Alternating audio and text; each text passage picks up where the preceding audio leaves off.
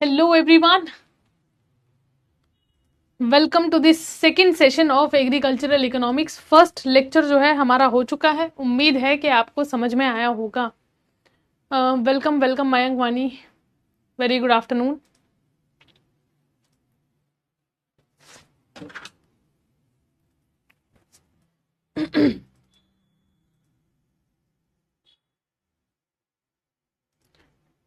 Very good afternoon Mayank, Hitesh. चलिए 30 second लेते हैं, बच्चों को ज्वाइन करने देते हैं, फिर शुरुआत करते हैं हमारे आज के सेशन की। लेट अस टेक 30 सेकंड्स, सभी को ज्वाइन करने देते हैं और फिर शुरू करते हैं हमारा सेशन।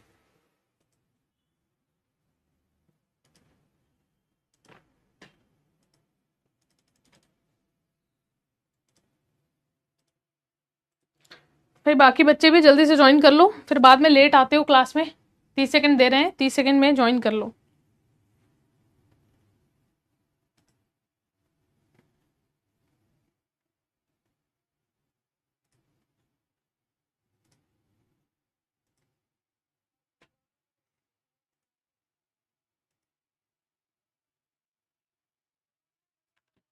चलिए, लेक्चर 2 है किसका? हमारे एग्रीकल्चरल इकोनॉमिक्स का, and the last lecture also है ना। एक एक लास्ट लेक्चर भी है एग्रीकल्चरल फाइनेंसिंग का। जितनी भी इंपॉर्टेंट चीजें हैं कोशिश करेंगे कि सभी को इसी क्लास में कवर कर लेंगे, ठीक है।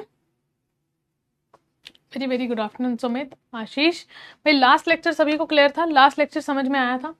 कोई दिक्कत तो नहीं है? नमस्ते सूरज। लास्ट लेक्चर में किसी को कोई दिक्कत तो नहीं आई थी? परसों हुई थी ना सैटरडे को शाम को क्लास। जिन्होंने नहीं लगाई है जाके क्लास लगाओ।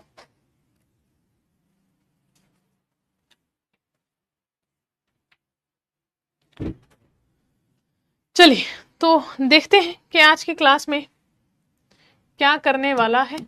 रिकैप में हमने किया, एक्चुअली यहाँ पे रुको, हमने रिकैप में कल क्या पढ़ा था? कल हमने पढ़ा था बेसिकली, लास्ट क्लास में हमने पढ़ा था कि basics of agricultural economics. Last class में हमने क्या पढ़ा था? Basics of agricultural economics.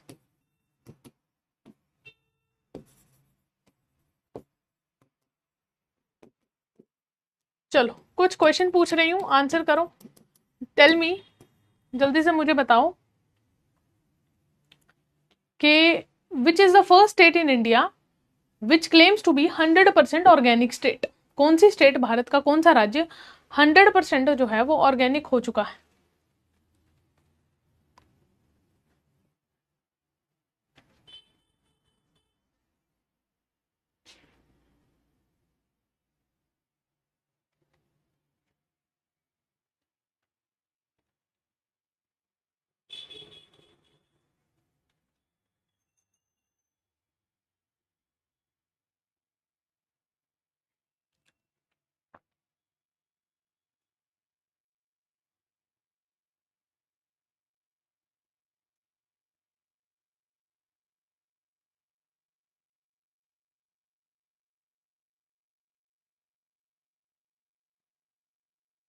Sikkim, very good, सभी का सही जवाब है, सभी का सही जवाब है। चलो उसके अलावा एक और क्वेश्चन पूछ लेती हूँ, आप मुझे आंसर करेंगे।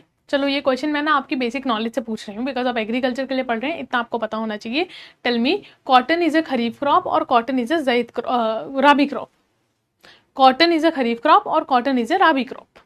कॉटन कौन सी क्रॉप है? खरीफ है या राबी है?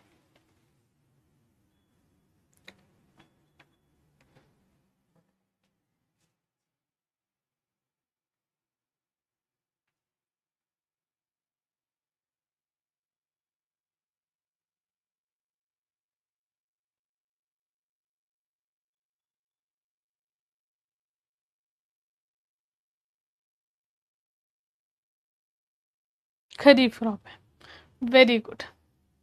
चलो वैसे उम्मीद है कि सभी को ही पता होगा, है ना। कुछ बच्चों को तो पता भी नहीं होगा, लेकिन चलो यहाँ पे इस क्लास में सभी को पता है।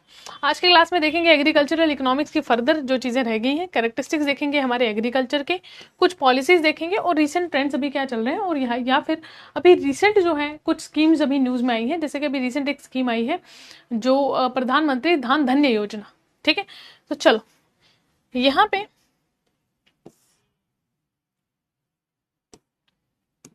एग्रीकल्चर फाइनेंस मीनिंग, स्कोप और रोल देखेंगे। क्या मीनिंग स्कोप है, कैसे फार्मर जो है वो फंड्स को यूज करते हैं, कैसे फार्मर जो है वो फंड्स को यूज करते हैं। देखो क्रेडिट एंड लोन्स, देखो फार्मर जो है, फार्मर अगर हम बात करें एग्रीकल्चरल इकोनॉमिक्स की, तो हमें क्या क्या पढ़ने को मिलता है कि फार्मर के पास जब उसको कोई क्रॉप उगानी होती है तो उसके पास ही should be having some credit, credit नहीं हुआ, पैसा अगर फाइनेंसेस नहीं है तो उसको लोन्स लेने पड़ते हैं। Basically these are the economic factors leading to the agricultural productivity in India, कि कौन कौन से इकोनॉमिक फैक्टर्स जो हैं वो हमारे एग्रीकल्चर से लिंक्ड है, यानी कि फार्मर को हम क्रेडिट कैसे दे रहे हैं। कौन मुझे जो है यहाँ पे क्रॉप इंश्योरेंस की चलो एक एग्जाम्पल बताओ। क्रॉप इंश्योरेंस, भाई फार्मर अगर क्रॉप उगा रहा है तो उसकी क्रॉप इंश्योर्ड भी तो होनी चाहिए, क्रॉप इंश्योर्ड भी तो होनी चाहिए। Who will tell me crop insurance, crop insurance से रिलेटेड एक स्कीम बताओ मुझे, कौन बताएगा? क्रॉप इंश्योरेंस से रिलेटेड एक scheme, who will tell me, कौन बताएगा?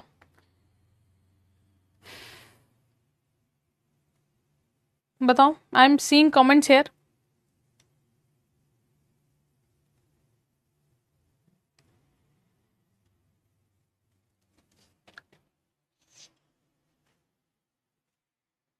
जल्दी से बताओ, सुमित, आशीष, सूरज, मयंक, हितेश।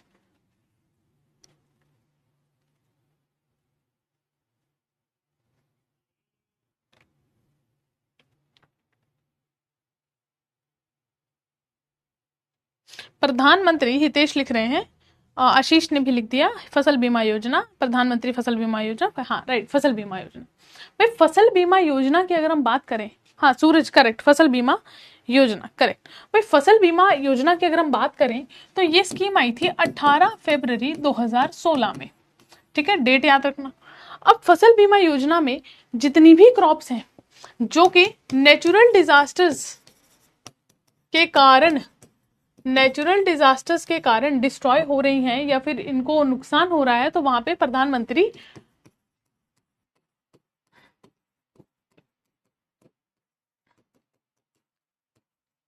फसल बीमा योजना जो है वो it came into play. Farm investment, भाई फार्म इन्वेस्टमेंट का मतलब है कि अब फार्मर्स जो है उनके फार्म्स में क्या क्या लगाया जा रहा है, उनके फार्म्स में हम टेक्नोलॉजी लगा रहे हैं। आपने बहुत ज़्यादा जगहों पे देखा होगा सोलर पैनल्स लगाए जा रहे हैं, टेक्नोलॉजी लगाई जा रही है। अच्छा, इंफ्रास्ट्रक्चर दिया जा रहा है। फॉर एग्जांपल आपने सुना होगा हैप्पी सीडर्स का नाम सुना है? हैप्पी सीडर्स एक एग्जाम्पल के तौर पे बता रही हूँ।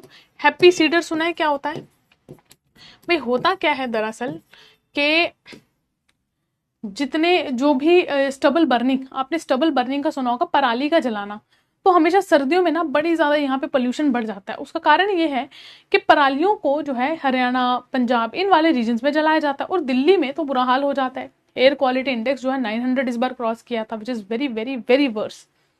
तो यहाँ पे उनको फिर हमने इसी टेक्नोलॉजी के तहत एक हैप्पी सीडर्स दिया, हैप्पी सीडर्स जो इसके अलावा जो है हमने ये वहाँ पे एनकरेज किया है कि आप बर्न मत करिए, आप उन्हीं चीज़ों का जो है उसी चीज़ को बाद में खाद के तौर पे यूज़ कर सकते हैं, बट आप बर्न करके मत करिए। यानी कि उनको उसी जितना भी वो रेजिड्यू बच जाता है आप उसको एक अच्छे तरीके से रिलोकेट कर सकते हैं। इसमें गवर्नमेंट अभी सपोर्ट कर रही है, इतने बड़े लेवल पे सपोर्ट नहीं है, बट यूजुअली जो है अभी भी चीज़ें अभी अंडर प्रोसेस है। अंडर प्रोसेस में भी कौन सी स्टेज में? बड़ी नेसेंट स्टेज में, बड़ी इन्फेंट स्टेज में, अभी बहुत ज़्यादा डेवलपमेंट नहीं हुई है। बट हम लोग क्या कर रहे हैं? इन्वेस्टमेंट तो कर रहे हैं। मैंने कल आपको लास्ट क्लास में एक एग्जाम्पल दी थी ड्रिप इरीगेशन की। ड्रिप इरीगेशन से मैंने एक मुझे बताओ कौन सी स्टेट में मैंने बताया था कि बेम्बू इरीगेशन होता है? कौन सी स्टेट में मैंने बताया था कि बेम्बू इरीगेशन होता है? जल्दी से लिखो, बेम्बू इरीगेशन के बारे में बताया था। बेम्बू इरिगेशन,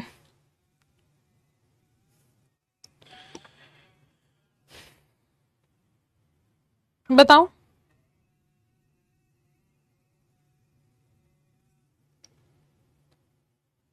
बेम्बू इरिगेशन थोड़ा सा ना बेसिकली टाइम लैग होता है। जब यहाँ पे टीचर बोलता है ना यहाँ से फिर वहां तक आप तक जाने में 15 second I think time lag होता है, जिसके कारण मुझे आपके रिप्लाईज जो है वो लेट देखने को मिल रहा है। मेघालय, हाँ बिल्कुल, मेघालय। तो ये सब क्या है, गवर्नमेंट की इन्वेस्टर है। हैप्पी सीडर क्या है, हैप्पी सीडर क्या है, एक ट्रैक्टर है। ट्रैक्टर है, क्या कर रहा है ये, उसी स्टबल को, उसी पराली को, बिल्कुल जब वीट शो कर रहा है, वीट जो है, वीट की खेती कर रहा है, तो वो जो हमने स्टबल बर्निंग करनी थी उसको और छोटे छोटे छोटे छोटे टुकड़ों में काट रहा है। ठीक है, यानी कि काटने की जरूरत ना पड़े और इसको फर्दर जलाने की जरूरत ना पड़े, वहीं पे टुकड़े जो है वो बिल्कुल छोटे छोटे फाइन पार्टिकल्स में वहां पे कन्वर्ट कर दे रहा है। क्या है हैप्पी सीडर, टेक्नोलॉजी है, इन्वेस्टमेंट है। गवर्नमेंट कह रही है भैया हैप्पी सीडर खरीद नहीं सकते हो, किराए पे ले लो, रेंट पे भी दे रहे हैं कि अगर आपको खरीदना नहीं है आप किराए पे ले लो।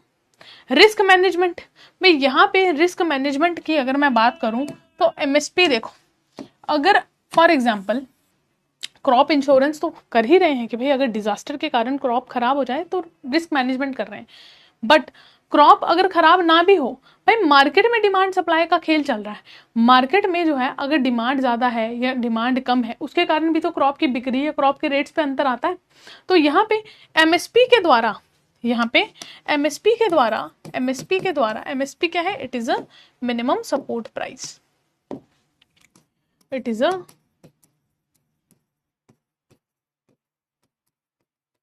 Minimum support price. तो एमएसपी के द्वारा जो है यहाँ पे चीजों को बैलेंस आउट कर दिया जा रहा है। मैंने होमवर्क दिया था, एमएसपी कितनी चीजों के लिए, कितनी क्रॉप्स के लिए दिया जाता है, मुझे अभी लिख के बताओ।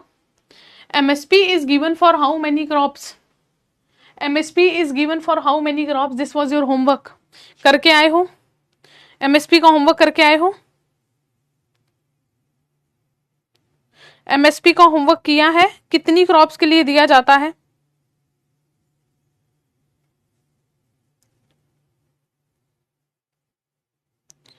कितनी क्रॉप्स के लिए एमएसपी दिया जाता है।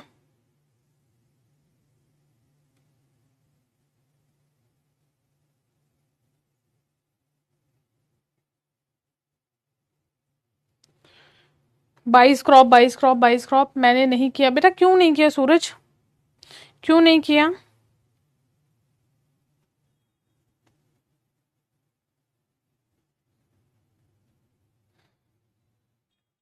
ठीक है, जिसमें 14 जो है अपने पास खरीफ आ जाएंगी, 6 अपने पास राबी राबी क्रॉप्स आ जाएंगे। राबी कौन सी क्रॉप्स होती है, जो सर्दियों में होती है। खरीफ कौन सी क्रॉप है, जो गर्मियों में होती है।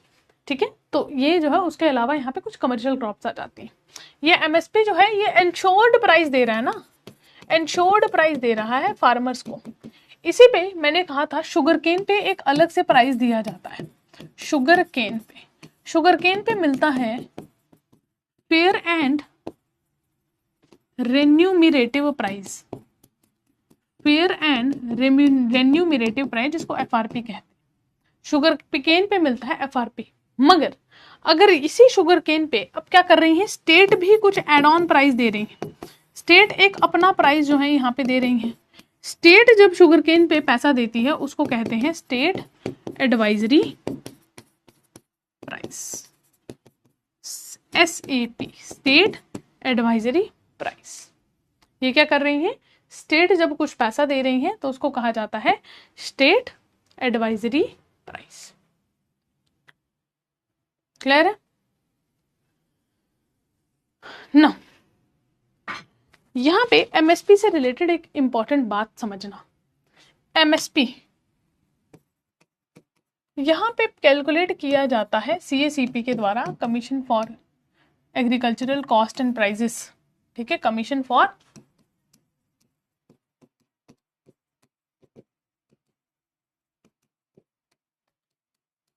ये बेसिकली एमएसपी गिनते हैं, commission for agricultural cost and prices. यहाँ पे एमएसपी को देते हुए जो प्राइस देखा जाता है वो होता है A2 प्लस FL। कौन मुझे बताएगा A2 प्लस FL क्या होता है। If you are preparing for your agriculture exam, this is very basic thing that I am asking. कौन मुझे बताएगा कि A2 प्लस FL क्या होता है। Who will tell me A2 plus FL क्या होता है, बताओ। A2 प्लस FL क्या होता है।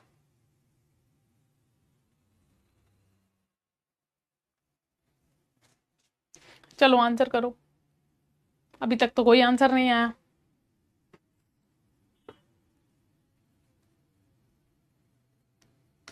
What is A2 plus FL। चलो A2 बता दो, FL मैं बता दूंगी। कोई अंदाजा,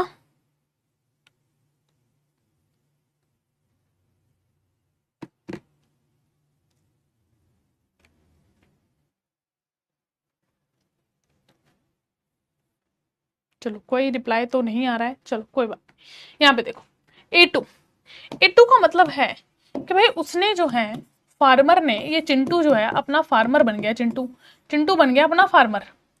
इसमें इसने सीड्स पे इसने अदर इनपुट्स लगाए होंगे, इसने कुछ रॉ मटेरियल लगाया होगा, इसने कुछ फर्टिलाइजर लगाए होंगे। तो इस पे इसने जो कॉस्ट ली उसको बोलते हैं हम A2। क्या बोलते हैं? A2।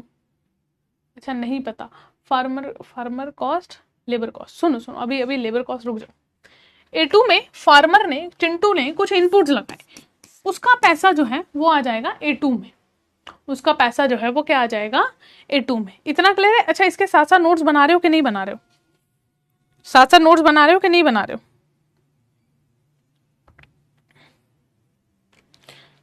ना, साथ साथ इसके नोट्स बना लेना। फिर पिक्चर में आता है बेटा FL, फिर पिक्चर में आता है अपना FL। FL का काम क्या है? FL की अगर हम बात करें तो ये है अपना, ये है फैमिली लेबर बेटा, A2 फैमिली लेबर नहीं है, FL है family labour. FL family labour कैसे है भाई? यहाँ पे मैंने, याद है ना, चिंटू की पूरी फैमिली काम कर रही थी इस फार्म में, चिंटू की पूरी फैमिली जो है वो काम कर रही है। ये चिंटू है, ये चिंटू का भाई है, ये चिंटू की बीवी है, ये चिंटू के मम्मी पापा हैं। यहाँ पे अगर ये चिंटू के फार्म पे काम ना करते हुए, अगर ये चिंटू के फार्म पे काम ना करते हुए चिंटू का भाई किसी दुकान पे काम करता, महीने को उसको 10,000 मिलता कि नहीं मिलता? चिंटू के पापा जो है हो सकता है कहीं किसी फैक्ट्री में काम करते तो वहां भी 20,000 कमा लेते। तो यहाँ पे क्या समझ में आता है कि family labour which is not paid in cash, यहाँ पे इनको कुछ भी कैश में पेमेंट मिली ही नहीं। ठीक है, family labour which is not paid in cash, family labour which is not paid in cash, भाई इनको कुछ पेमेंट ही नहीं मिला, कुछ कैश ही नहीं मिला। तो ये होता है A2 प्लस FL। तो गवर्नमेंट जो है MSP देते हुए इन चीजों को कैलकुलेट करती है कि भाई इस बंदे ने इतना पैसा एक क्रॉप उगाने में लगाया है, ये बंदा इतना, इसने अपना फैमिली लेबर जो है इस कॉस्ट में लगाया है। ठीक है, A2 plus FL, A2 plus FL। अब डिबेट जो है, डिबेट, वो डिबेट इस बात पे है, डिबेट जो है, डिबेट इस बात पे है कि भैया एक और कॉस्ट इसमें ऐड ऑन करो, C2। C2 है एक कॉम्प्रिहेंसिव कॉस्ट, एक कॉम्प्रिहेंसिव कॉस्ट।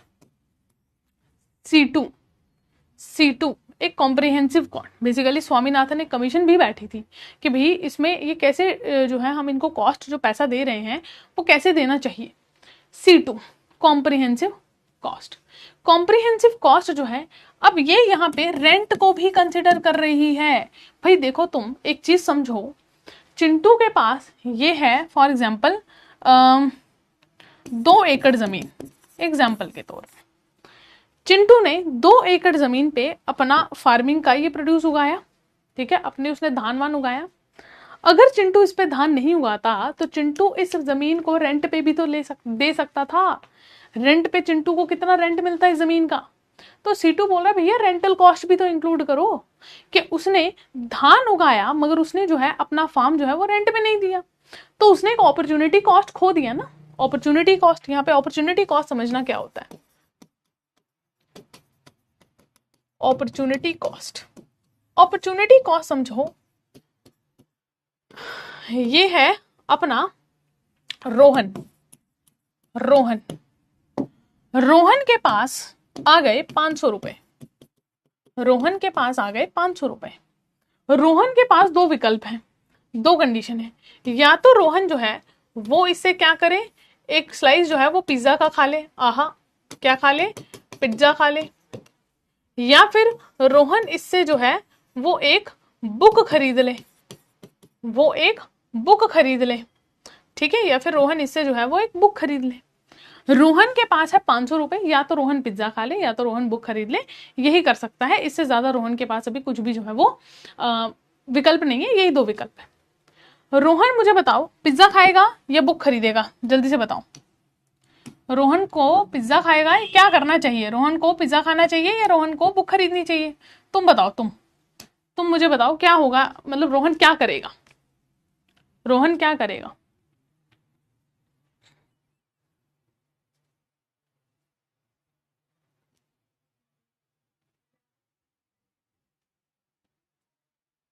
क्या करेगा रोहन? बताओ बताओ, वेटिंग फॉर योर आंसर्स।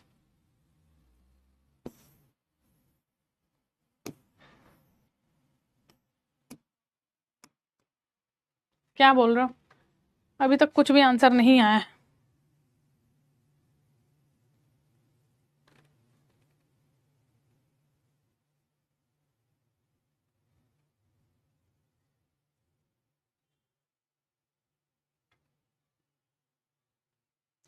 जो ज्यादा जरूरी होगा। अच्छा, मैं तो बुक खरीदता, रोहन का पता नहीं। पिज्जा खा ले। चलो, शिवा कह रहे हैं पिज्जा खा ले। मस्त रहा, बुक खरीद के क्या करेगा? पिज्जा खा ले। देखो, रोहन ने क्या किया? रोहन को पता था कि मेरा 1 महीने बाद एग्जाम है, मेरा 1 महीने बाद एग्जाम है। तो रोहन ने पिज्जा ना खा के रोहन ने बुक खरीदा। रोहन ने पिज्जा ना खा के रोहन ने बुक खरीदी ना। अब ये रोहन ने जो पिज्जा जो है वो नहीं खाया, रोहन ने जो पिज्जा नहीं खाया, इसमें रोहन ने इस पिज्जा को ना बोल दिया और इस विकल्प को हाँ बोल दिया। यानी कि रोहन ने जो है अपना यहाँ पे एक पिज्जा को खोया, एक पिज्जा को खोया। तो इसको बोलते हैं हम अपॉर्चुनिटी कॉस्ट। अपॉर्चुनिटी कॉस्ट, इसको हम बोलते हैं अपॉर्चुनिटी कॉस्ट। ठीक है, तुम अभी बैठ के लेक्चर देख रहे हो, मगर यही यही 2 घंटे जो है जो तुमने लेक्चर में बिताए, इसको तुम क्या कर सकते थे? जाके मूवी देख सकते थे, किसी के साथ घूम सकते थे, है ना? अब बड़ा मन मारा तुमने कि नहीं जाना है, क्यों? फोन पे बात कर सकते थे, बड़ा मन मारा कि नहीं फोन पे बात नहीं करूंगा, क्यों? टाइम वेस्ट हो जाएगा, मुझे क्या करना है? लेक्चर देखना है। क्यों? क्योंकि एग्जाम में क्वालिफाई करना है। तो ये आपने जो फोन पे बात नहीं की, ये आपने क्या किया? अपॉर्चुनिटी कॉस्ट पे किया। आपने वहां पे एक नेक्स्ट अपॉर्चुनिटी जो आपको बेस्ट अल्टरनेट लगा, आपने वो चुना रैशनल माइंड से। इसी को बोलते हैं अपॉर्चुनिटी कॉस्ट। समझ में आया अपॉर्चुनिटी कॉस्ट? देन यहाँ पे C2 कह रहा है कि भैया ये जो इसको रेंट मिल सकता था, इसी रेंट को ये कल को किसी को फॉर एग्जांपल किराए पे देता, इसको प्रॉपर यहाँ पे इंटरेस्ट मिलता, रेंट मिलता, तो ये सारी चीजें इसने फॉरगॉन की, ये सारी चीजें इसने जो है वो छोड़ दी। जिसके कारण जो है अभी आप जब MSP देते हो तो आप C2 को भी ऐड करो। अभी तक तो ये डिबेटेबल ही चल रहा है कि भाई आप MSP दे रहे हो तो आप C2 को भी ऐड करो। ठीक है, which is a comprehensive cost. ठीक है, which is a comprehensive cost. ठीक है, इफ रोहन ज्यादा, क्या लिखा है? इफ ज्यादा भूखा होता तो फिर बुक नहीं खरीदता बेचारा, अपॉर्चुनिटी कॉस्ट बुक के थ्रू पे कर देता। इतना समझ में आया? This much is clear. अब अपनी MSP जब पढ़ ही रहे हैं तो MSP से लिंक्ड एक और चीज पढ़ते हैं। वर्ल्ड ट्रेड ऑर्गेनाइजेशन कब बना था? 1995 में। इससे पहले क्या था? 1948 में general agreement on trade and tariff, GATT, GATT, GATT. इसको हमने 1995 में तब्दील किया, चेंज किया वर्ल्ड ट्रेड ऑर्गेनाइजेशन में। अब वर्ल्ड ट्रेड ऑर्गेनाइजेशन में एक तो अपने पास आ जाता है अग्रीमेंट ऑन एग्रीकल्चर। इससे सवाल तो नहीं आएगा, बड़े कम चांसेस है। ज्यादातर जो है अपने को क्या देखने को मिलेगा? वर्ल्ड ट्रेड ऑर्गेनाइजेशन में जो सब्सिडीज हैं, सब्सिडीज हैं, जो सहायता दी जाती है, उसको 3 भागों में बांट दिया है। एक है अपने पास ब्लू बॉक्स, पहले ग्रीन लिखते हैं। एक है अपने पास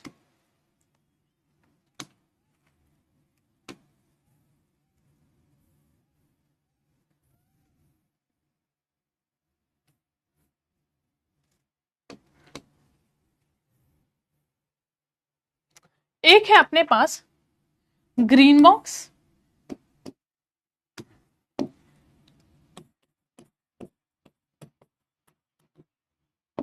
एक है अपने पास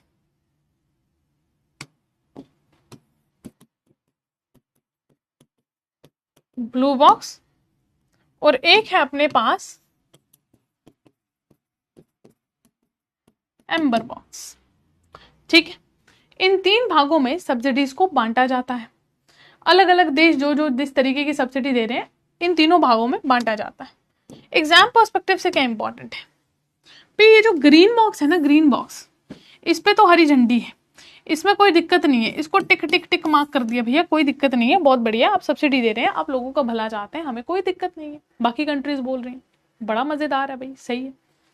ब्लू बॉक्स जो है, इस पे जो आप सब्सिडी देते हैं अपने फार्मर्स को या अपने लोगों को, तो यहाँ पे आपको कुछ समय बाद इसको लिमिटेड कर देना है, आप अनलिमिटेड स्तर पर नहीं दे सकते।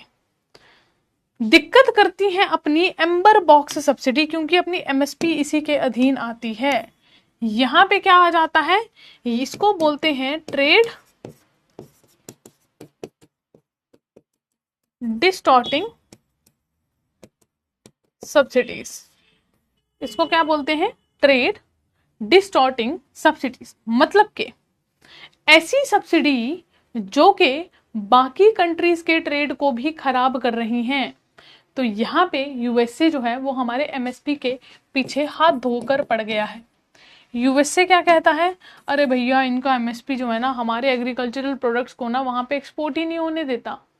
भाई यहाँ पे यूएसए कह रहा है कि आप अपने फार्मर्स को हद से ज्यादा सपोर्ट देते हैं, आप अपने फार्मर्स को बेहद जो है काफी ज्यादा हैंड होल्डिंग करते हैं, आप अपने फार्मर्स को बहुत ज्यादा नाजायज पैसा दे रहे हैं। तो इंडिया ने यहाँ पे आर्ग्यू किया कि भैया तुमको पता है यहाँ पे फार्मर सुसाइड कितने होते हैं, डू यू इवन रियलाइज कि भारत में फार्मर्स की कंडीशन कितनी खराब है। अगर गवर्नमेंट उनको सपोर्ट नहीं देगी तो हमारा पूरा फार्मिंग सेक्टर जो है वो खराब हो जाएगा। तो यहाँ पे फिर यूएसए जो है वो कहता है नहीं नहीं भाई आप गलत कर रहे हैं, आपकी जो एमएसपी है ना इसके कारण ये, फॉर एग्जांपल एमएसपी में चावल इंक्लूडेड है, तो राइस पे एमएसपी मिल रहा है तो चावल की यहाँ कोई कमी नहीं है, इनफैक्ट हम एक्सपोर्ट कर रहे हैं, तो हम बाहर से क्यों मंगवाएं चावल जब हमारे यहाँ पे बढ़िया बन रहा है, हम बाहर भेज रहे हैं। तो यूएसए को बड़ी दिक्कत है, यूएसए चाहता है कि कहीं ना कहीं हम एमएसपी को देना बंद कर दें, जिसके कारण यहाँ पे फार्मर जो है उनके प्रोड्यूस से ज्यादा, क्योंकि एमएसपी बंद हो जाएगा प्रोडक्टिविटी डिक्लाइन हो जाएगी, उससे फायदा यूएसए को होगा कि अब यूएसए के प्रोडक्ट जो है वो इंडियन मार्केट में भर भर के बिकेंगे। Sorry just give me a second ना।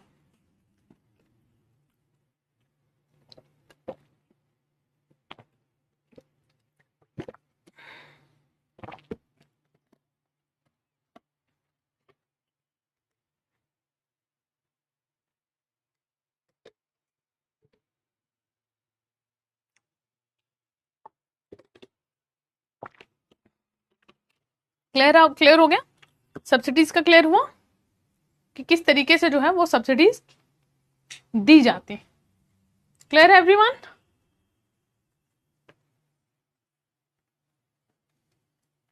ना अब यहाँ पे अगर हमें एग्रीकल्चर के लिए फाइनेंस प्रोवाइड करने हैं तो हम कैसे करते हैं। आपने नाबार्ड सुना होगा, नाबार्ड, नाबार्ड की फुल फॉर्म क्या है भाई, national bank for agriculture and rural development.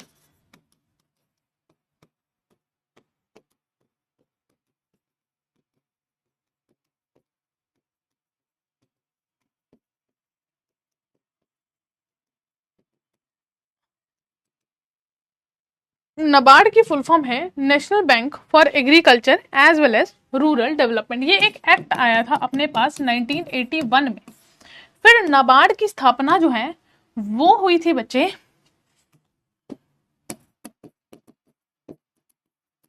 1982 में। ठीक है, एक स्टैट्यूटरी बैकिंग है क्योंकि एक कानून के तहत इसे बनाया गया है, तो एक स्टैट्यूटरी बैकिंग है।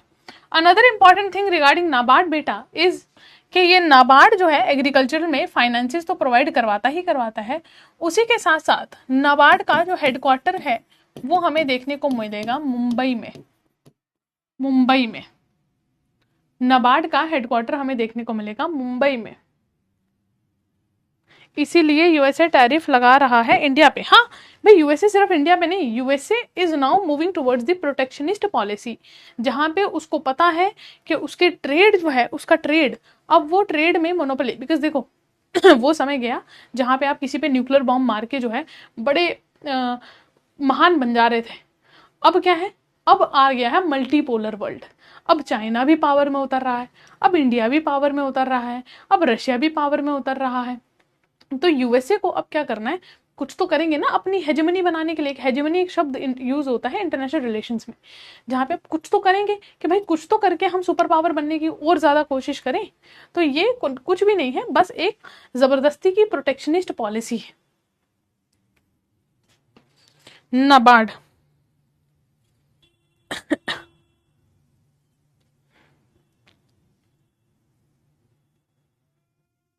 साथ साथ लिख रहे हो? Should I change the slide बेटा?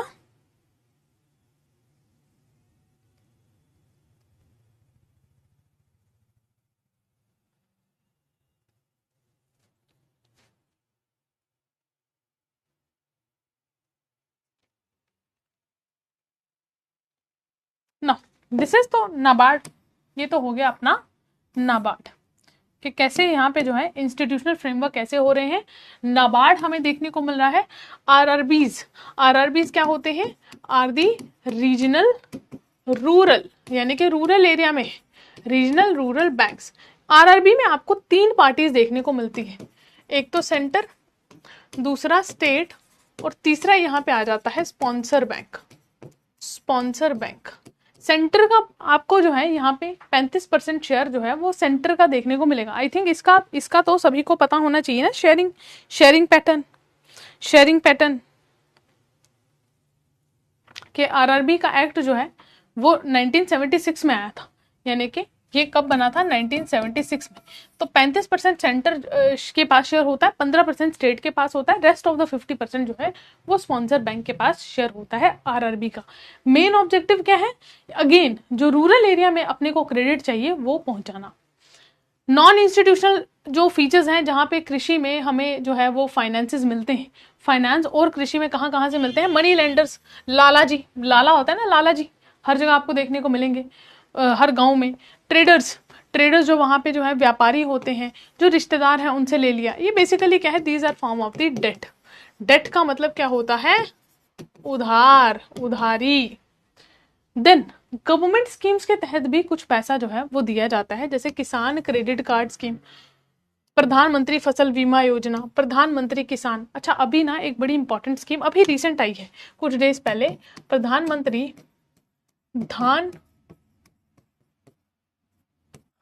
धन्य योजना। अभी कुछ डेज पहले ही एक स्कीम आई है, प्रधानमंत्री धन योजना।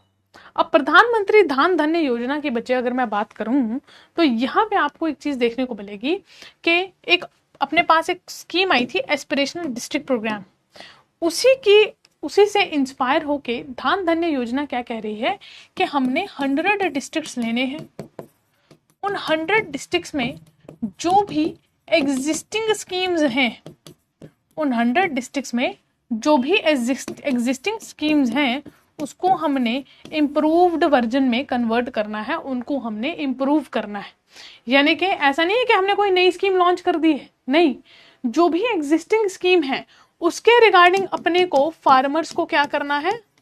फार्मर्स को जो है वो अवेयर करना है, और उसी के साथ साथ इसी स्कीम्स का अपने को स्ट्रिंजेंट यानी कि स्ट्रॉन्ग इम्प्लीमेंटेशन करना है, स्ट्रिंजेंट इम्प्लीमेंटेशन करना है। ऐसे हमने क्या करने हैं? 100 डिस्ट्रिक्ट्स, ऐसे हमने तकरीबन 100 डिस्ट्रिक्ट जो हैं वो चुनने हैं, और इन 100 डिस्ट्रिक्ट्स में फिर हमने इन प्रोग्राम्स को इम्प्लीमेंटेशन करना है, ताकि हम फार्मर की इनकम जो है वो डबल कर पाएं।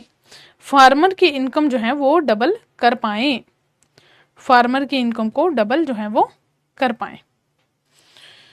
क्लियर है ना? एग्रीकल्चरल मार्केटिंग, एग्रीकल्चरल मार्केटिंग का क्या मतलब है? एग्रीकल्चरल मार्केटिंग का मतलब है कि जब हम फार्म गेट से कंज्यूमर तक जा रहे हैं, जब हम फार्म गेट से कंज्यूमर तक जा रहे हैं, यानी कि हमने कोई प्रोडक्ट फार्म से उठाया और ये बहुत सारी मल्टीपल स्टेजेस से होता होता होता होता जो है ये क्या किया, हमने मार्केट तक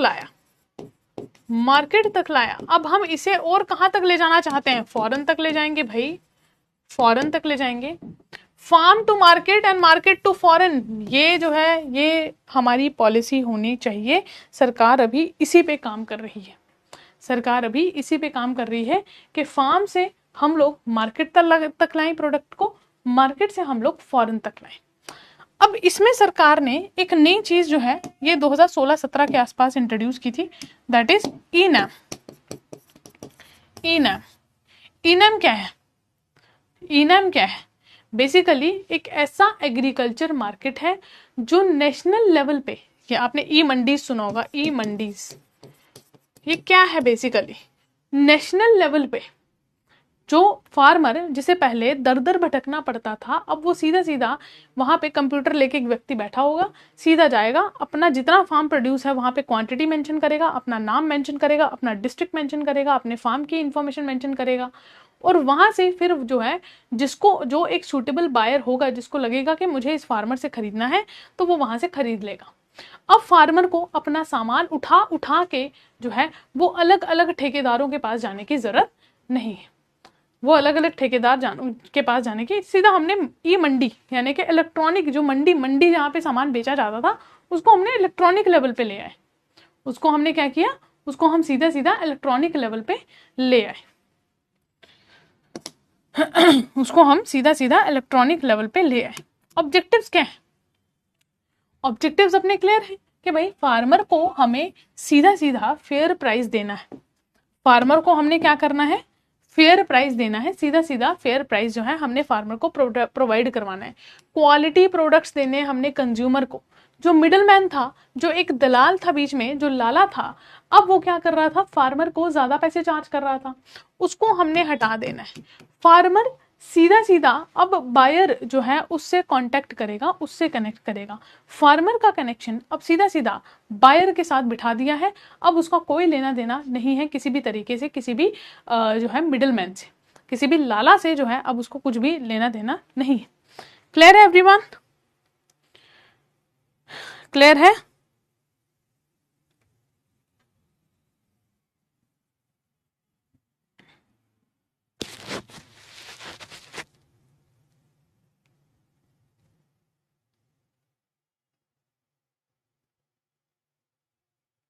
पता नहीं इतने लेट इस क्लास में रिप्लाईज क्यों आते हैं, मुझे लगता है कुछ लैगिंग तो नहीं हो रही है।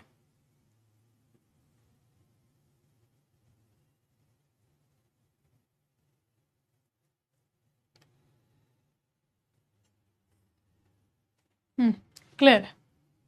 चलो अब कुछ क्वेश्चन पूछूं, अब कुछ एक दो सवाल पूछूं लास्ट क्लास से। Electronic national agriculture market, yes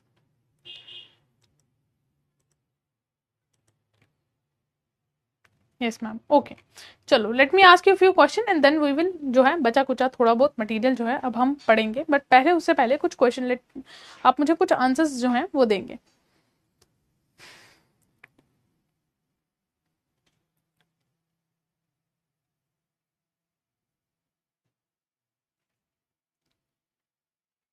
Bharat जो है एग्रीकल्चरल एक्सपोर्ट्स के मामले में कौन से स्थान पर है विश्व स्तर पे?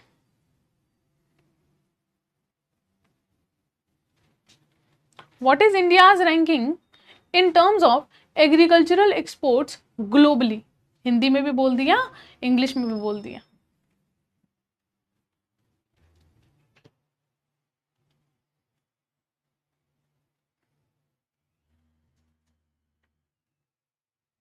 बताओ।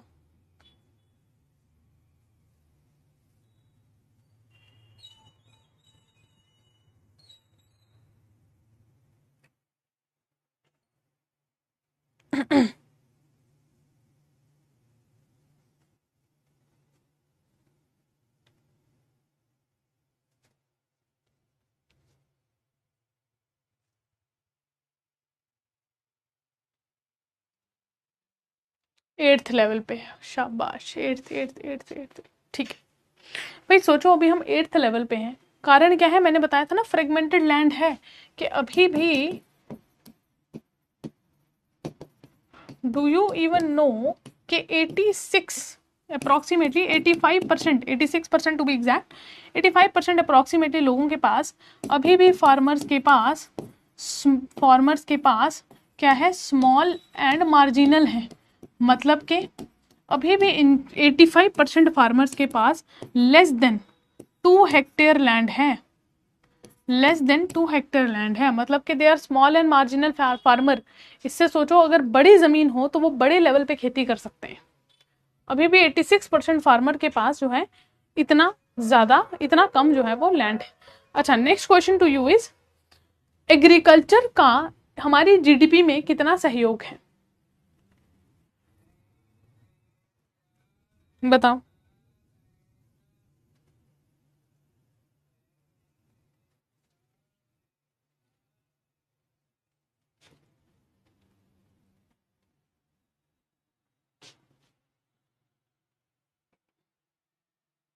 हाँ, स्मॉल एंड मार्जिनल फार्मर ही ज्यादा है, 18%, वेरी गुड। भाई अभी भी 52% एरिया तो अपना क्या है, नेट सोन एरिया जो है जहां पे हम खेती कर रहे हैं, वो तो मॉनसून पे निर्भर कर रहा है ना, वो तो मॉनसून पे डिपेंडेंट है, वो तो मॉनसून पे निर्भर कर रहा है अभी भी।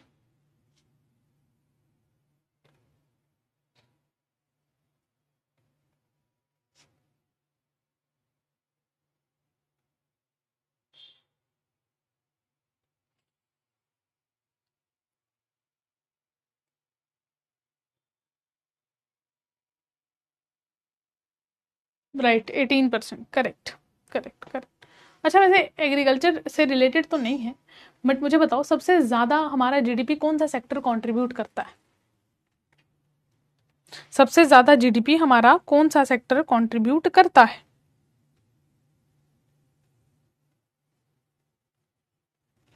सबसे ज्यादा जीडीपी हमारा कौन सा सेक्टर कंट्रीब्यूट करता है।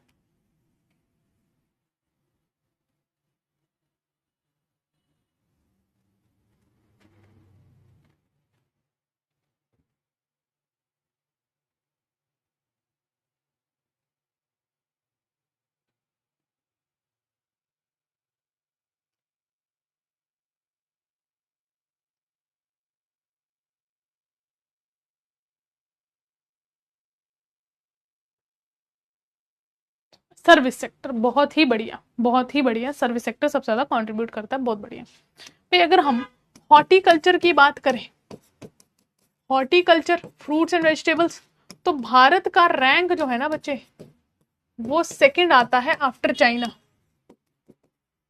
सेकंड आता है आफ्टर चाइना, अगर हम हॉर्टिकल्चर प्रोडक्शन की बात करते हैं, अगर हम हॉर्टिकल्चर प्रोडक्शन की बात करते हैं। अच्छा, कुछ ना होमवर्क दूंगी आज, अब ये आज मेरी लास्ट क्लास है क्योंकि 2 ही क्लासेस थी आपकी बैच में, तो अब होमवर्क जो है बट ईमानदारी से कर लेना, ठीक है, ऐसा नहीं कि मैम नहीं आएगी तो होमवर्क नहीं करेंगे।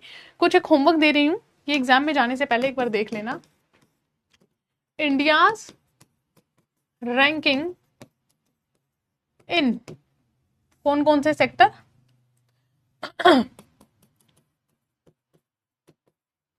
फिशरीज सेक्टर, हॉर्टिकल्चर का तो मैंने बता ही दिया, राइस में हमारा कौन सा रैंक है, कॉटन में तो लास्ट हो ही जाएगा, राइस हो गया, फिशरी सेक्टर हो गया, और पल्सेस में, वेजिटेबल्स में हमारा कौन सा रैंक है, हमारा कौन सा रैंक है, ये सारा देख टेलीग्राम पर, ओके, चलो टेलीग्राम पर बता देना सूरज, बाकी बच्चे भी है ना, स्टे ट्रू टू मेरी तुम्हारी क्लास में बेसिकली क्या है, 2 ही क्लासेस हैं तुम्हारे इसमें बैच में, बट 2 ही क्लासेस में ना मुझे ऑलमोस्ट बच्चों के यहाँ पे नाम याद हो गए, शुभम, आशीष, सूरज, है ना, अभी तो यही दिख रहे हैं स्क्रीन पे, सुमित, सुमित, यस, तो 2 ही क्लासेस थी, बट ये है कि 2 क्लासेस में भी तुम बच्चों से पहचान हो गई है। तो होमवर्क जो है, जितना भी होमवर्क दूँ उतना अच्छे से करके आना। तो हॉर्टिकल्चर प्रोडक्शन जो है ये याद रखना ना। अब अपने पास regulated markets, APMC mandis, APMC, ठीक है, मंडीज है। अपने पास रेगुलेटेड मार्केट है, एपीएमसी मंडी है। कोऑपरेटिव मार्केट्स हैं भाई। कोऑपरेटिव जैसे आपने अमूल की कभी एग्जांपल सुनी है कि अमूल क्या है? Amul is a cooperative. कैसे होता था कोऑपरेटिव? भाई अमूल बेसिकली क्या था, अलग अलग मिल्कमैन थे, अलग अलग लोग जाके दूध बेचते थे। तो अमूल बेसिकली एक ऐसा आइडिया आया कि सभी लोग जो हैं एक साथ पूल करेंगे, all of them will pool the milk that they were selling to different people in their colony, और वही जो है मिलके एक बड़ा ब्रांड बन गया, ठीक है। तो वही जो है मिलके बन गया एक अमूल। सूरज टेली पर सूरज राठी है नाम है। अरे सूरज ग्रुप में भेजना बेटा, यहाँ पे ग्रुप है मेरा, आप इस पे भेज देना, मुमताज मैम PW ऐसे करके सर्च करोगे। किसी ने फेक भी बनाया है उस पर मत भेज देना, उस पर मैसेज भी मत करते रहना। बच्चे किसी वो फेक व्यक्ति को मैसेज करते रहते हैं, वो कोई मुमताज करके कोई फेक किसी ने बनाया है, दैट इज नॉट मी। मेरा पे आपको जो है मेरा खुद का प्रोफाइल पिक्चर देखने को मिलेगा, आपको मेरा प्रोफाइल पिक्चर देखने को मिलेगा। कुछ 1800 जो है 70 के आसपास या 1900 के आसपास आपको उसमें मेंबर्स देखने को, बच्चे देखने को मिलेंगे। तो मुमताज मैम PW पे आप जाके जो है वो टैग करके आंसर कर सकते हो बेटा। क्लियर? ठीक है,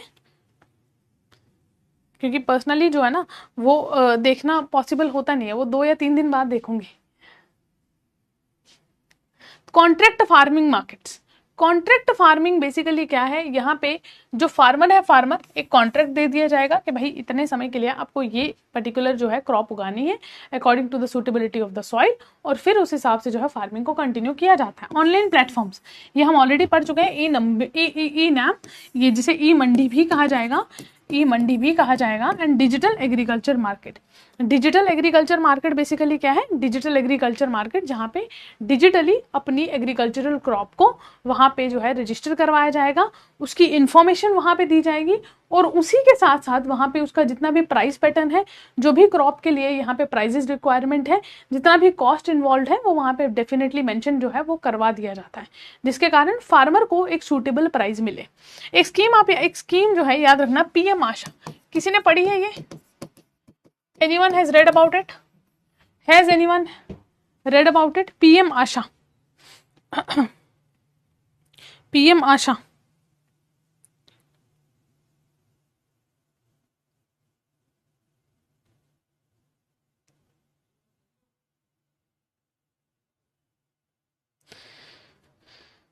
बताओ भाई, किसी ने पढ़ा है इसके बारे में, PM आशा के बारे में?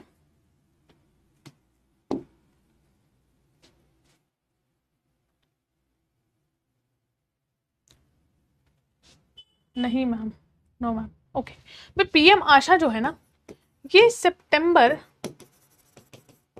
2018 में स्कीम आई थी। ऑब्जेक्टिव क्या है? ऑब्जेक्टिव है बेटा कि अपने को स्ट्रेंथन करना है, क्या? अपना MSP सिस्टम, MSP सिस्टम। अब इसमें बहुत सारी चीजें जो है वो इन्वॉल्व थी, जैसे प्राइस डेफिशिएंसी सिस्टम। होता क्या था कि अगर ये चिंटू है, चिंटू एक फार्मर है, चिंटू ने बड़ा खुश है, चिंटू ने अपनी क्रॉप का बैग लिया, चिंटू ने अपनी क्रॉप का बैग लिया, और क्रॉप के बैग को उसने क्या किया, जाके मार्केट में सेल कर दिया। चिंटू के बैग का प्राइस जो है वो चिंटू चाहता था उसे 50 रुपए मिले, लेकिन बेचारे को मार्केट में ना केवल 40 रुपए ही मिल पाए। तो यहाँ पे गवर्नमेंट क्या करेगी, जितना इसका एक्चुअल प्राइस है, जितना 50 रुपए प्राइस है, जितना MSP ये डिजर्व करता था, उसका 10 रुपए चिंटू को ट्रांसफर कर दिया जाएगा। इसको बोलते हैं price deficiency support system. Price deficiency support system के कम से कम चिंटू जो है वो नुकसान ना उठाए, चिंटू जो है वो नुकसान ना उठाए, या प्राइस डेफिशिएंसी पेमेंट सिस्टम। ठीक है,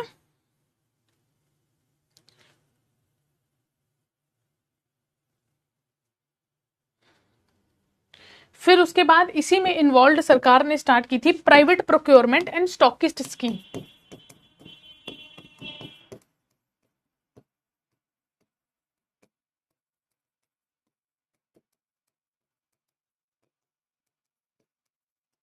गवर्नमेंट ने क्या किया कि भैया जो प्राइवेट प्लेयर हैं, भाई कल को प्राइवेट प्लेयर के पास ज्यादा अच्छा टेक्नोलॉजी है ना, टेक्नोलॉजिया, तो जो प्राइवेट प्लेयर आके यहाँ पे चिंटू जैसे बहुत सारे फार्मर से जो है वो ग्रेन्स ले सकते हैं, ठीक है, वो ग्रेन्स ले सकते हैं, मगर इसमें क्या हो जाएगा, 15% जो सर्विस चार्जेस हैं वो सरकार प्रोवाइड करवाती है।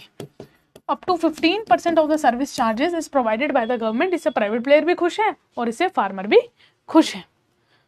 इससे प्राइवेट प्लेयर भी खुश है और इससे फार्मर भी खुश है। ठीक है, क्लियर है?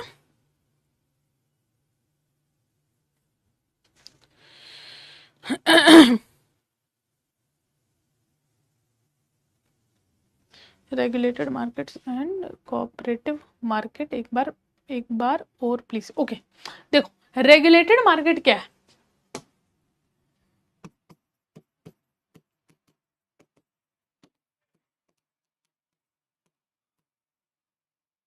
रेगुलेटेड मार्केट क्या है, यहाँ पे ध्यान देना। जो रेगुलेटेड मार्केट है, तो रेगुलेटेड मार्केट में अपने को ये याद रखना है कि जैसे एपीएमसी मंडी, ठीक है, जैसे एपीएमसी मंडी एक ऐसा मार्केट जो कि लॉ के तहत उसको रेगुलेट किया जा रहा है। वहां पे कोई भी आके अपनी मनमानी, कोई भी लाला आके नहीं बैठ सकता है अनलेस अनटिल लॉ यहाँ पे उसको सपोर्ट नहीं कर रहा है। यहाँ पे एपीएमसी जो है, agricultural market and produce committees, basically जो एपीएमसी है ये क्या है, ये बेसिकली एक लॉ के तहत दी गई है ना। एग्रीकल्चरल प्रोड्यूस मार्केट कमिटीज ये क्या है,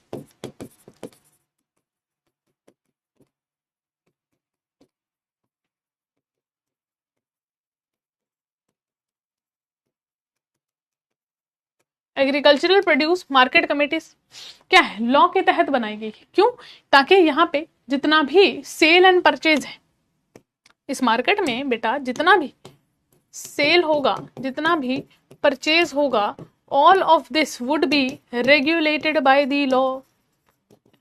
मतलब कि इनफॉर्मल नहीं होगा कि आए तुम, कितना भाव है, इतना भाव है, चलो इतना लगा लो, दे दिया। नहीं भाई, यहाँ पे हर एक चीज रजिस्टर्ड होगी, हर एक चीज रिटर्न होगी, हर एक चीज का एविडेंस होगा, हर एक सेल का, हर एक बेचने का प्रॉपर बिल होगा। प्रॉपर रेगुलेटेड मार्केट है। ठीक है, फिर सेकंड आ जाता है बेटा अपने पास कोऑपरेटिव्स। कोऑपरेटिव्स क्या है? पहले था चिंटू अकेला,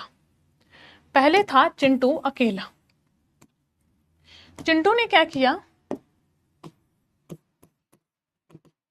चिंटू अकेला था, चिंटू ने क्या किया, चिंटू के पास फार्म में उगे 10 किलो टमाटर, 10 किलो टमाटर, ठीक है।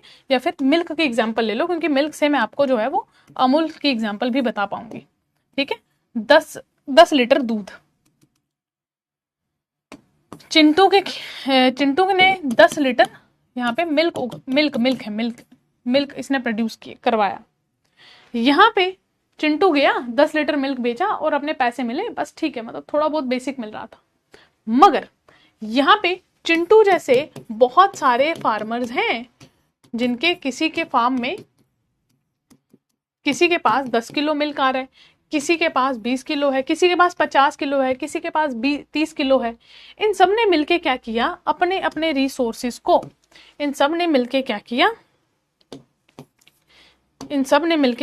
अपने अपने रिसोर्सेस को पूल किया, मतलब एक साथ जोड़ा कि भैया हम सारे मिलके एक सारे जो है एक कोऑपरेटिव बनाते हैं।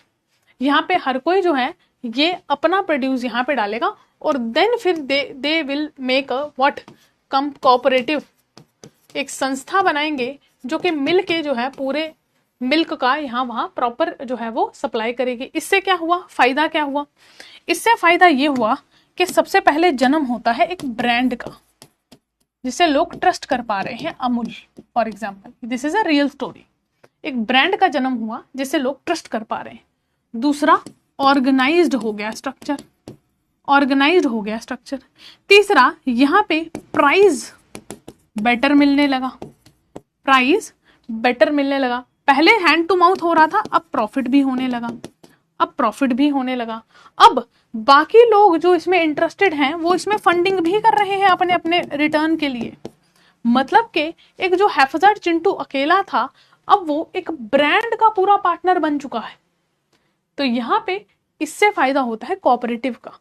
कोऑपरेटिव्स को गांधी जी ने बड़ा सपोर्ट किया था, कोऑपरेटिव को गांधी जी ने बड़ा सपोर्ट किया था। इवन के हमारे पास एक एक डीपीएसपी भी है, अपने पास जो है डीपीएसपी भी है, ठीक है।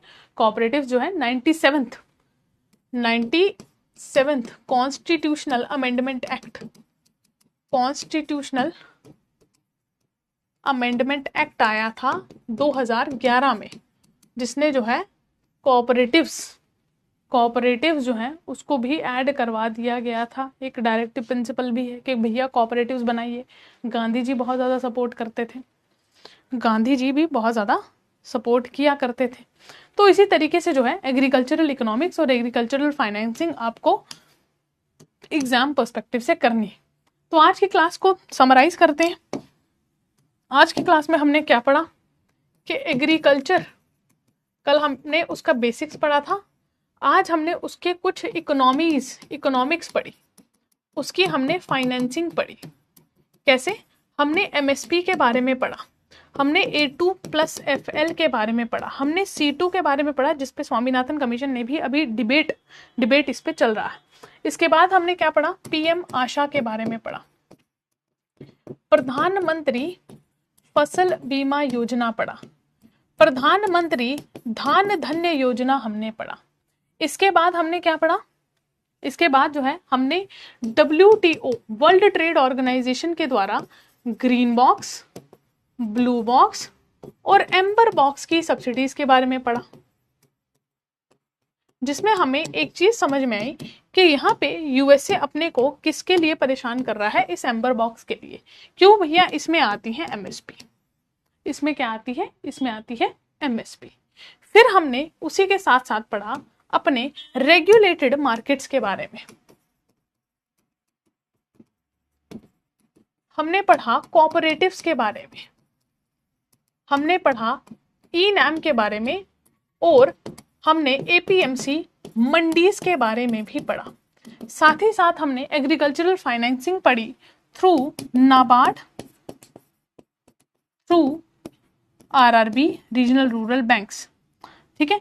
फिर हमने इनफॉर्मल फाइनेंसिंग भी पढ़ी, जो कि लाला जी पैसा देते थे, जो कि लाला जी पैसा दे रहे हैं। तो ये सारी चीजें जो है ये हमने आज की क्लास में कवर की। इतना क्लियर है बेटा सभी को? This much is clear. Homework याद रखना, मैंने बोला है इंडिया की रैंकिंग याद करके आना। इतना क्लियर है बच्चे? This much is clear everyone? I am very glad कि मुझे मौका मिला कि आपकी क्लास में मुझे 2 क्लासेस लेने का मौका मिला। उम्मीद है कि जितना मज़ा मुझे आया आपको यहाँ पे नई नई चीज़ें पढ़ाने में, उतना ही इन्जॉयमेंट आपने भी किया होगा क्लासेस में। ऑल्दो हमारा साथ बड़ा कम था, 2 ही क्लासेस का साथ था, बट अच्छा लगा आप लोगों से इंटरेक्ट करके, आप लोगों को पढ़ा के। उम्मीद करती हूँ कि जल्दी से जल्दी ये एग्ज़ाम जिसको आप टारगेट कर रहे हैं, इसमें आप जो है कामयाब होकर बाहर निकले, आपको इसमें जो है वो सक्सेस मिले, आप कामयाब होकर ही जो है ये एग्ज़ाम जल्दी से जल्दी क्वालिफाई कर दें, ठीक है। चलिए, तो thank you very much everyone, it was a great pleasure teaching you guys. I hope each one of you in this batch would get selected soon, है ना। आप जिस भी एम को टारगेट कर रहे हैं वो जल्दी से जल्दी आपको मिल जाए, है ना। और फिर जल्दी जल्दी आप अपने पेरेंट्स को अपनी फर्स्ट सैलरी से कुछ अच्छा लेके दो, है ना। बच्चों का यही तो ड्रीम होता है, कि जल्दी जल्दी सैलरी आएगी, मम्मी पापा को कहीं घुमाने ले जाएंगे, मम्मी पापा को कुछ अच्छा दिलवाएंगे, है ना। तो आई होप कि जल्दी से आपका ये ड्रीम जो है वो पूरा हो। Thank you very much everyone. Telegram channel पे आप मुझसे जुड़ सकते हैं, मुमताज़ मैम PW करके। उसके अलावा मॉर्निंग में अगर आप देखना चाहते हैं मेरे लेक्चर्स, तो आप मॉर्निंग में करंट अफेयर्स का लेक्चर रोज सुबह 7 बजे होता है यूट्यूब चैनल पे, इंजीनियर्स वाला प्लेटफॉर्म पे, वहाँ भी जो है आप मुझसे जुड़ सकते हैं। All right students, thank you very much. Ma'am why Punjab farmers जो है protest the 3 laws that were passed in the 2020? Actually तभी तो देखो हितेश, ये फॉर्म लॉज जो है ना ये वापस भी तो ले लिए गए। Actually there was conception, there was एक परसेप्शन था कि वहाँ पे कहीं ना कहीं फार्म लॉज जो हैं ये एमएसपी को हिट करेंगे, एमएसपी पे इफेक्ट होगा। अब आई थिंक 2 या 3 मिनट ही रह गए हमारे पास, ज़्यादा तो नहीं बता पाऊंगी, बट इंपॉर्टेंट बता देती हूँ कि एमएसपी जो है इट ऐसा माना जा रहा था कि it will get impacted. Second thing is privatisation. भाई एग्रीकल्चर जो है अगर आपने प्राइवेट हाथों में दे दिया तो फार्मर्स का कौन सोचेगा? अगर आप एमएसपी नहीं देंगे तो फार्मर्स का कौन सोचेगा? तो यहाँ पे बहुत सारी चीज़ें थी उस फार्म लॉज में जो कि अनक्लियर थी, जो कि क्लियर नहीं थी, जिसके कारण ऐसा माना जा रहा था कि प्राइवेट सेक्टर का यहाँ पे इन्वॉल्वमेंट ज़्यादा होगा और कल को एमएसपी जो है वो जाके हिट होगा। इसके बाद फार्मर क्या करेगा? इसीलिए काफ़ी ज़्यादा वहाँ पे प्रोटेस्ट देखने को मिले थे। And ultimately government also recognise कि हाँ there are certain loopholes which needs to be corrected, और फिर उन फार्म लॉज को जो है फिर फाइनली हमने देखा ही कि सरकार ने क्या स्टेप लिया था। All right, students, thank you very much. Take care. Bye bye. Have a great day. And all the very best for your exams.